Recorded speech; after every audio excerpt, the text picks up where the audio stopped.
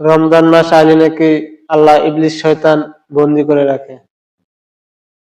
ইবলিস শয়তান বন্দি হওয়ার আগে ওর দায়িত্ব বাংলাদেশি ব্যবসায়িকদের উপরে দিয়ে যায়, যাতে ওর দায়িত্ব, ইবলিস শয়তানের দায়িত্ব বাংলাদেশের ব্যবসায়িক ভাইরা যাতে পালন করে। আপনি সৌদি আরব অন্যান্য মুসলিম কান্ট্রি গুলো দেখেন, ওরা 11টা মাস ওরা ব্যবসা করে, একটা মাস ওরা ব্যবসা করে না, এটা হলো রমজান মাস। আর আমাদের বাংলাদেশি ব্যবসায়িক ভাইরা 11 মাস চুরি করে আর 1 মাস হলো ডাকাতি করে। এই মাসটা হয়েছিল রমজান মাস, রমজান মাস হলো ডাকাতি করে। কথাটা এমন হলো না 11 মাস চুরি করে পকেট না ভইরা 1 মাস ডাকাতি কইরা বড়লোক হয়ে যাবে। কিন্তু সেই 1 মাস যাওয়ার পরে দেখে যে সেই যে চোর তো সেই চোরই থাকে, বড়লোক আর হইতে পারে না।